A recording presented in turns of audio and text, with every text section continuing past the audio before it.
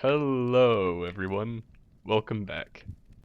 Last time we got our Steam workshop set up, and we set up a bunch of coke ovens, and we set up an auto sifter, and we set up 4 PBFs.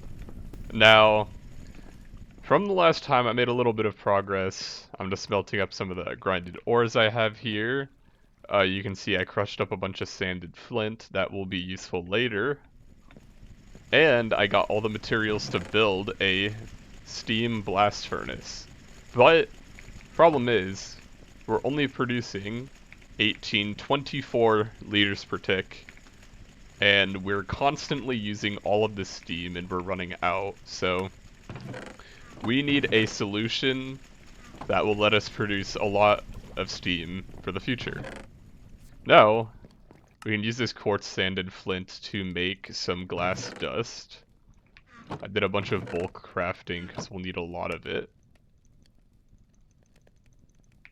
There we go.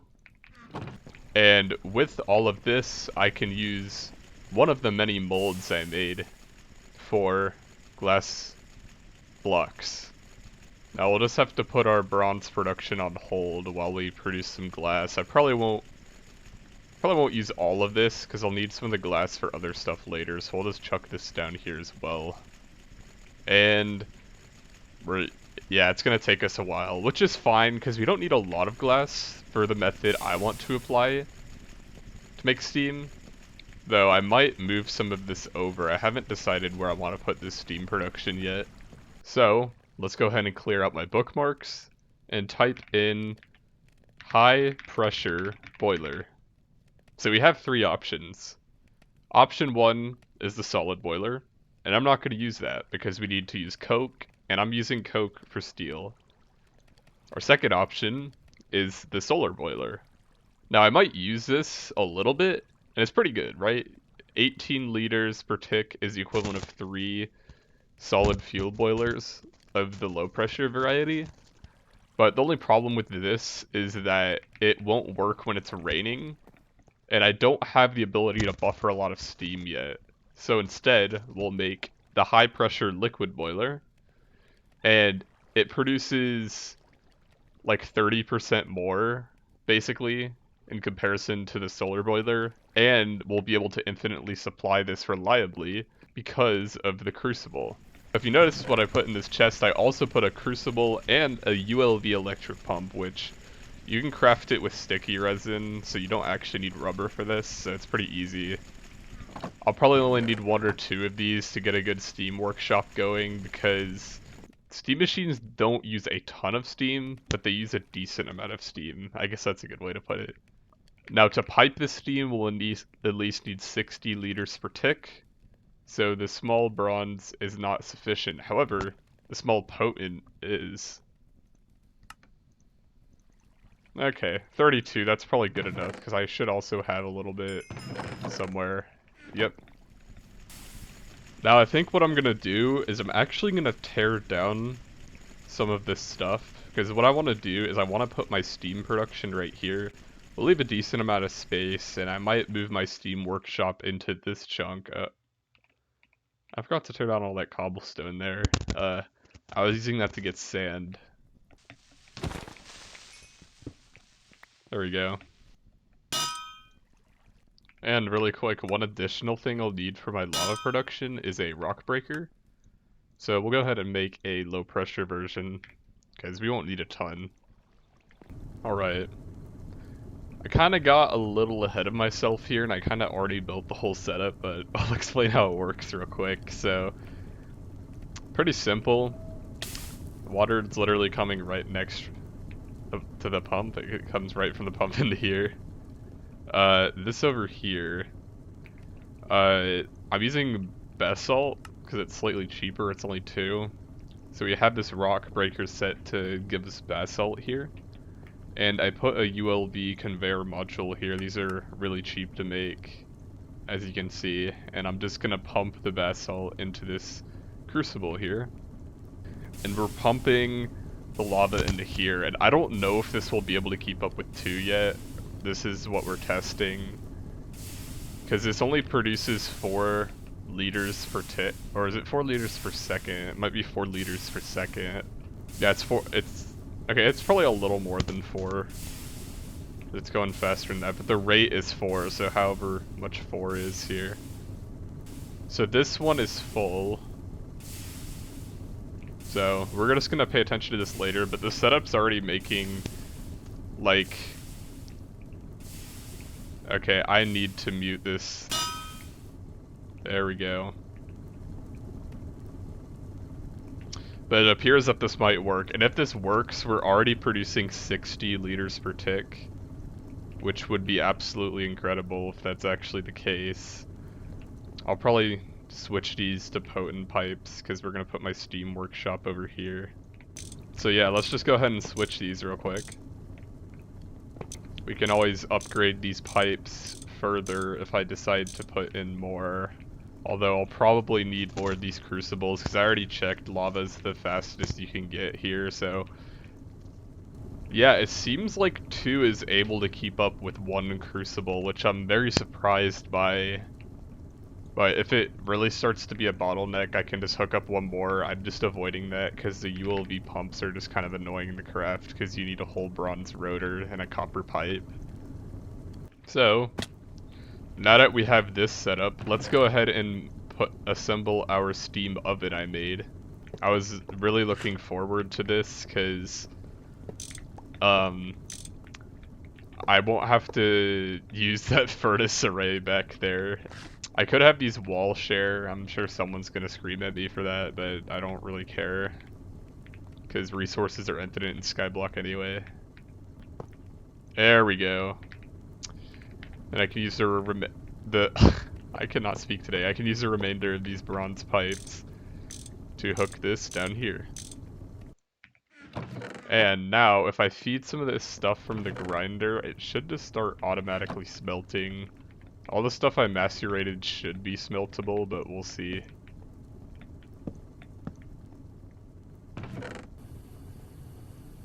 And yeah, it's only 6 liters per tick, so both of these steam machines are relatively cheap. I know my workshop's a little claustrophobic here, but we can make changes later if I absolutely have to. And after a tiny bit of reassembly here, we have our workshop moved over. So with our newfound steam, I can go ahead and start running this alloy smelter constantly, since it will always receive enough steam. This is so nice. And I guess for the future, I made some wood, what do you call it, wood pulp. We'll go ahead and start compressing it. And with all this extra steel, it's time to look into making high pressure versions of my other machines. So these will require some tin alloy pipes. So let's go ahead and make some tin alloy for the tin alloy pipes. So we get our high pressure steam forge hammer, high pressure compressor, and a high pressure alloy smelter. Now, only problem with these machines is I think they are far more expensive, so I hope I'll be able to operate some of these. I mean, luckily the compressor uses like no steam, but let's say for instance I wanted to make more tin alloy. We'll finish that. Yeah, that's 32 liters per tick, which is more than 1 of these. So it's expensive, but it is a perfect quote-unquote overclock, even though it's a steam machine, so I mean, I don't know if you'd count that as overclocking. Yep, so if I run both of these, we're already going into steam debt, so I might invest in making 1 or 2 more of these boilers, because once we run through that internal buffer there, things are going to get a little dicey. One thing I need to solve my new steam problem is to get enough copper to make some copper pipes. And use some bricks to make more crucibles. We're going to make 3 sets of bronze rotors.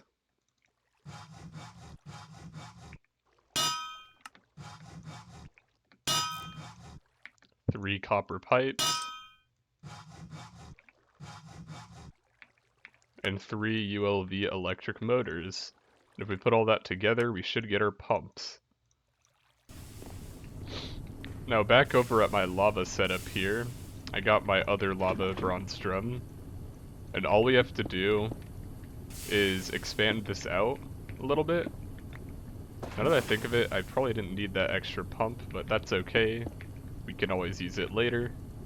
And we just need to hook up these tin alloy pipes. And quick trick when using the Gregtech pumps with non-Gregtech blocks, you just have to set it to import mode on the pipe so it pulls out of the block. So let's just go ahead and hook these up. These are tin alloy pipes. Okay, I thought these were item pipes. Hold up. There we go. Now we got our tin item pipes, so the last thing we need to do is make some more boilers. I didn't have enough iron, raw iron plates earlier, so I had to go on a quick detour. Ran out of steel plates. And now, we have our 3 additional steel boilers. Now let's think about this, because this potent pipe can only support 2 boilers. So what fluid pipe can support 5 of these? So that's 150 liters per tick. So let's just look at the small options. Steel only supports 100, so we need regular fluid pipes. So the regular potent pipe is perfect, because it actually does support all of these.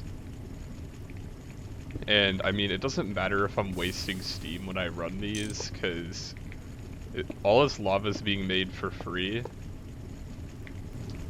And there's a lot of noise going on here, so let's go boiler muting real quick, because these things are a little loud.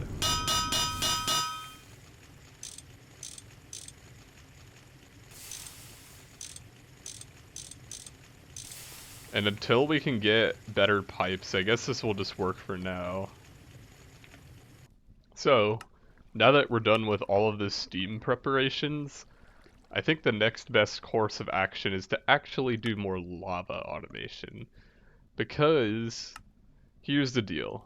Netherrack, we don't need to automate the redstone for now, but we need to automate the lava for sure. And when you sift netherrack, because we're only going to be sifting with like a bronze mesh here, yep, because that's where the sulfur is. Only a 15% chance to get 4 sulfur, because we're going to crush it. And the problem is, to get 1 rubber sheet, it costs 2 sulfur. Because we need to alloy smelt with a rubber bar, and alloy smelt from the raw rubber pulp. So that becomes very expensive. So getting prime sulfur production is very important to get into LV. So I'm just gonna do another jump cut. I'm gonna get all the preparations, and I will build the setup on camera, unlike this, because for some reason I forgot to do that.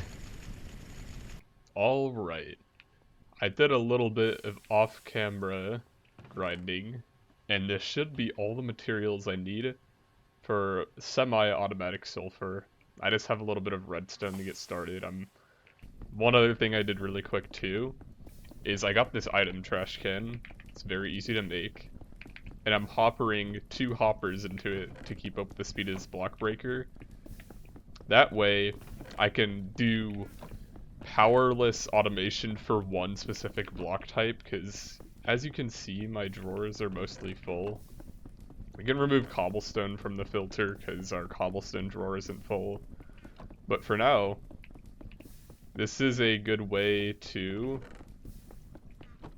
only get the materials I want.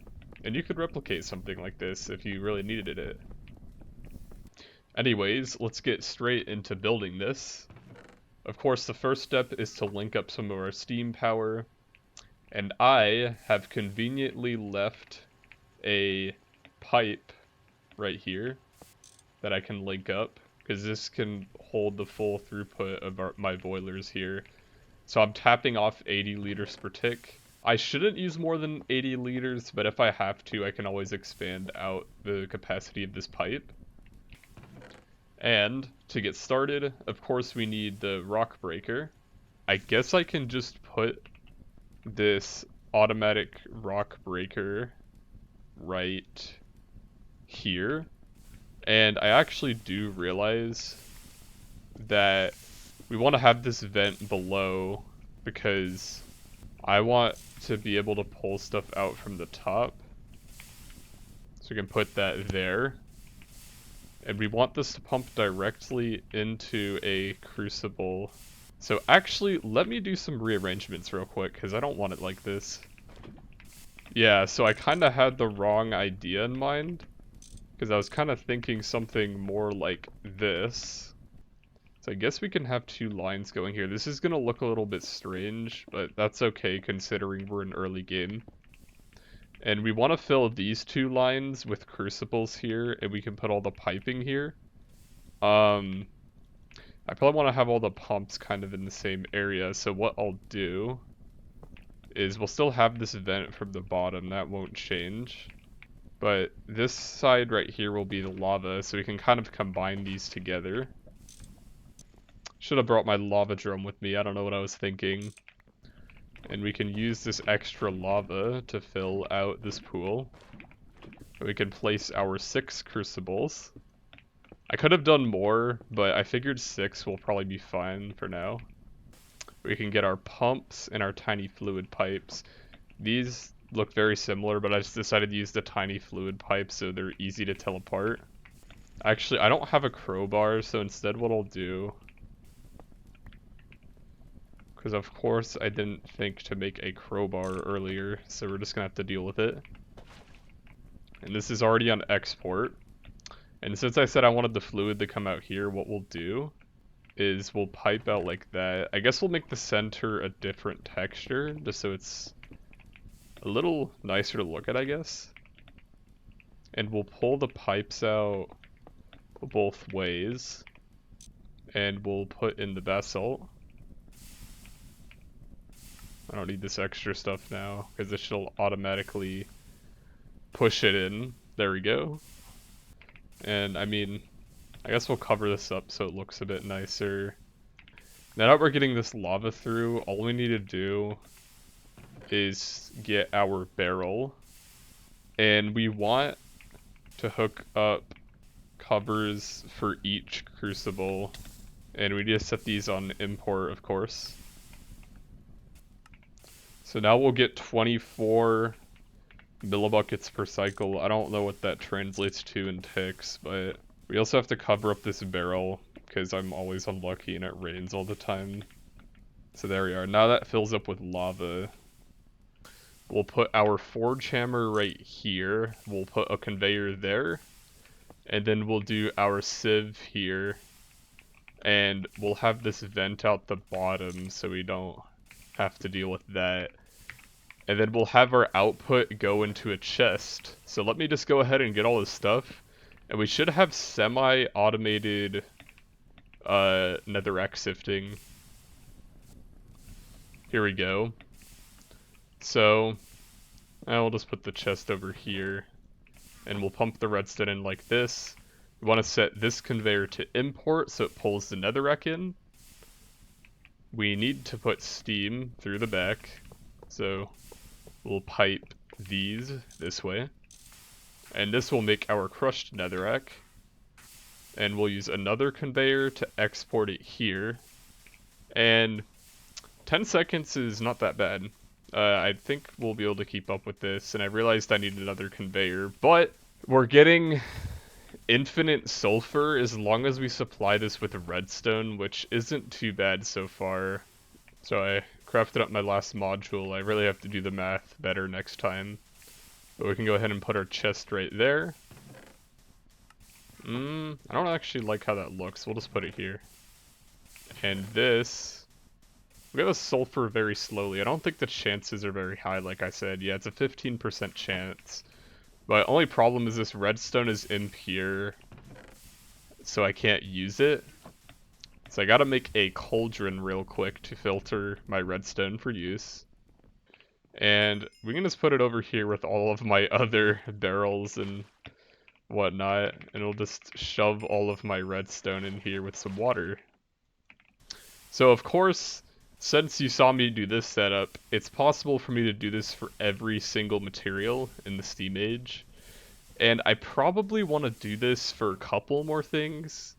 Um, it would probably be worth it to do it for andesite, because I've been sifting a lot of crushed andesite.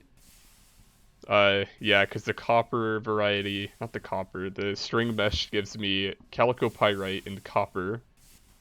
There's a lot of planning I can do here, because really my bottleneck is going to be waiting on sulfur. And I could add more crucibles, but honestly, it might just be worth it to automate materials with all this extra steam I have. Because, like, this is like, how much LV amps worth of steam? This is like over 2 LV amps worth of steam. And these steam machines don't really use a ton of steam. So I think I'm going to craft up a bunch of bronze machines. I'll probably make a couple high pressure ones. It might be worth it to make the high pressure sifters because they're going to be 5 seconds if I'm making that guess correctly, because the recipe time is halved. I am so done with manually sifting materials. I'm still calling it manual sifting because I gotta like throw all the stuff in here and then put it in the chest. It's so annoying. I'm ready to have everything centralized and hopefully be faster, because to be frank, these sieves are quite slow. I've been kind of annoyed with it, so having like a centralized sieve for each specific ore is probably going to make it a lot faster. I might eventually need another steam oven too, because this just ain't keeping up. But I made a lot of potent fluid pipes. I gone through so much potent for this because I realized that these high pressure rock breakers and forge chambers are going to use a lot. So before we hook anything up, let's just go ahead and figure this out. So I established that I want to sift granite, andesite, and diorite. I could add gravel later, but the only thing I get from gravel, I actually do get cassiterite from the copper tin. That's why I haven't chose to do gravel yet. But if I absolutely need more tin, we can start up gravel, and we can just sift for the string and bronze, and then maybe eventually add in the steel just so we can start getting salt for LV. But for now, let's go ahead and put these in. I'm not sure how I want to do this yet, but we know this collective total won't use enough steam to require a full pipe. I guess what we can do is we can route this fluid pipe up, and we need these rock breakers to take granite, diorite, and andesite. And then luckily, we can just have these vent off to the side. So I'll just create a separate branch here. Man, this is a powerhouse. It's probably fine, though I don't think I'll use all of my steam here. So from here, you want to have these export from the top. I also forgot that I need 10 pipes. And we need to take a look in JEI here to get an idea of what we need. So for the diorite line, okay, I need to mute these first. I established I want to sift 2 with these, so that's 2 sieves. I guess, how am I gonna do this? I guess we can pump this steam from the top. I guess what we can do is we can just have it vent from this side and we can just flip the faces. So it'll look a little odd, but it'll work.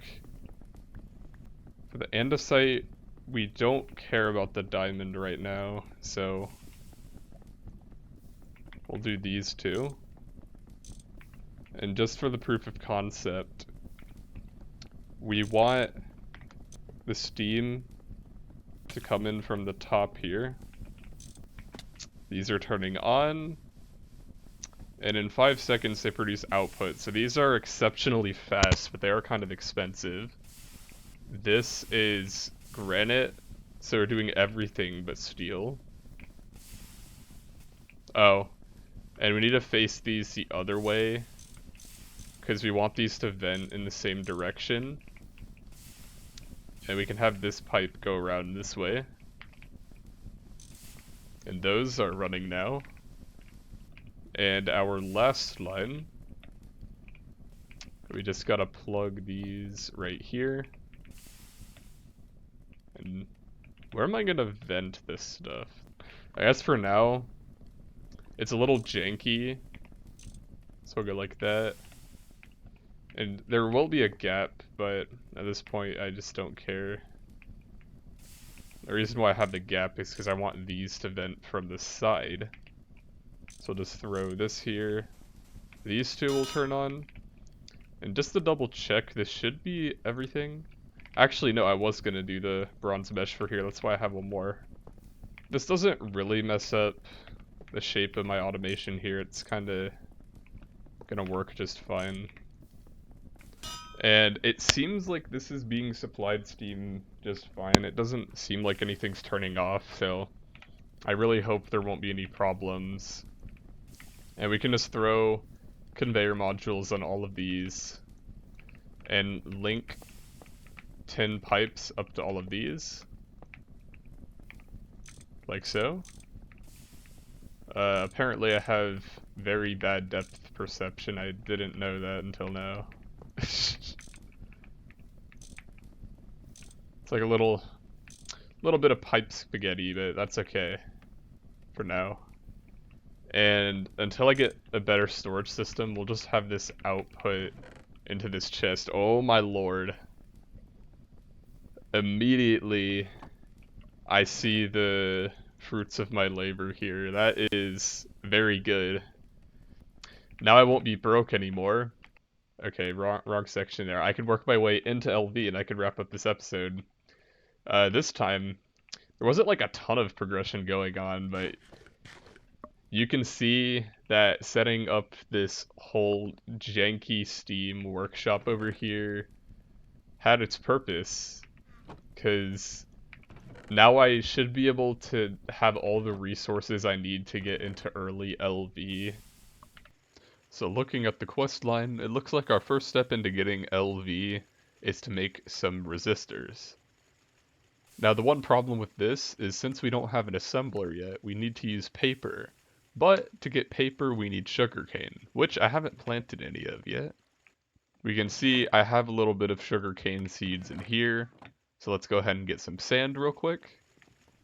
Alright, now with all this sand collected, we can go ahead and make our sugarcane farm. We'll leave some space from the walls here, even if I don't put anything here. I could just do it in lines. I could do like a checkerboard pattern, but that would honestly just be a little annoying to collect, so we'll just do this. And we can kind of just have this span all the way to over here. I shouldn't imagine I'll need anything bigger than this. And there we go. Now, we just need to put down all of these sugarcane seeds. We might have a little extra, and I might have a solution for that.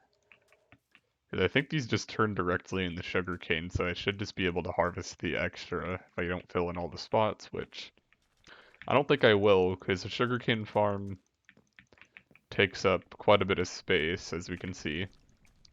I know I said I won't be using this manual sifter anymore, but I'm just getting through the rest of the andesite I put here. I actually think the internal buffer is almost empty, so I won't have to be picking this stuff up anymore. We have 38 left over, so we can just go ahead and do something like this. And there we are. We'll have a little bit of sugarcane to start off, and we can just put the chest right here. Now while I was doing all of that, I realized that all my coke ovens have turned off, and as you can see I still have coal in here. So what I'm going to do is I'm going to resituate all of this creosote into another coke oven. Let me go grab a barrel to... that was a mistake. I don't even know how that excavated. Good thing it didn't get these pipes. Whatever. It's okay. And I should just be able to connect these multi-block tanks if I have this valve hooked directly in here. I think I could have these walls share, but then I wouldn't be able to have the output really link correctly. And these tanks are not that expensive in this point of the game. We can go ahead and put the valve up here. Now we can immediately observe these turning back on. But, of course, for these to stay on, I'm going to hook this into our second tank. So that's hooking in there, and if I pull the creosote out here, it should refill the buffer, which it is. Now, of course, there's two other components in our resistors. I will need to temporarily grab some of my coal here, because we will need to macerate it to get some coal dust. And the last thing we will need is copper plates to make wires. Since we don't have access to the wire mill, this is the only way we can do it. And once we bring everything together in the crafting station, we can go ahead and look up a circuit. And to get our first electronic circuit, let's go ahead and look at our resistors. To make paper, we need Chad. This Chad will then need some water, so let's go ahead and fill up a barrel with water. And we can use this water to make our paper. Oh, looks like I didn't light up all of this. The other thing we need for resistors is copper wires, so let's go ahead and make some foil. Then the wire. This will get us our resistors. Now our second step is to make the coated circuit board. I've already been compressing some wooden planks, so this shouldn't be too bad. So go ahead and grab our boards. Oh, broken wire cutters, love to see it. Not to fret, we got a new pair. And I think we'll just start by making 18 copper wires, because I think I only need 3 circuit boards for now. It's not 18, it's a little more than that, because, yeah, it's like 24. Now we need a vacuum tube and red alloy, so let's go ahead and put copper with redstone to get our red alloy. We can also get prepared for rubber. Since I processed all of this sulfur, we already have 2 stacks. While I was making my glass blocks, I also made some glass tubes for vacuum tubes. And to make our vacuum tubes, I simply need some steel bolts. So let's go ahead and make a new saw, because of course another tool broke. To make the vacuum tubes I need 3 times 6, so that's 24 wires. Oh, did the math wrong. I made a little extra, but that's okay. And the last part we need are these red alloy cables. So let's grab our new red alloy and turn it into plates. And I almost forgot, I need an extractor to obtain raw rubber pulp for rubber. It looks like we're running low on sticky resin, so let's go ahead and get a little more. I'm actually going to upgrade this straight to the high pressure version, because we have the materials. We can go ahead and plug this in next to our line of other high pressure machines. And after a little bit of time, we'll have enough raw rubber pulp to make some rubber bars. And with these rubber bars, we could obtain rubber sheets at a 2-to-1 ratio. And now that we have enough red alloy plates, we can make our wires and turn them into cables to obtain our 3 LV circuits. Now, in order to complete this quest, we additionally need an LV hole, but at this point, that's not even the expensive part, because this stuff's pretty easy to make. I just need to get more rubber. And there we go. That should be our full electronics part 4. And it looks like we get an extra circuit as a reward, so that's very nice. Now to end off the video, let's go ahead and make our first LV machine. So to get started, we'll need 6 electric motors. So with that, we'll need 18 iron rods. Oh, I ran out of redstone. I'm gonna need 6 magnetic iron rods. To get all the wires for this, it's 6 times 4, so that's 24 copper wires. 12 tin cables. And there we go. And looking at these quest rewards, it would be idiotic not to claim these extra tin cables. And apparently, because of this quest book exploit, I get 16. So getting into LV will be very easy with all these extra cables, because I don't have to wait on a rubber bottleneck. Now the only thing I need left to make the steam turbine is 2 bronze fluid pipes and 2 tin rotors.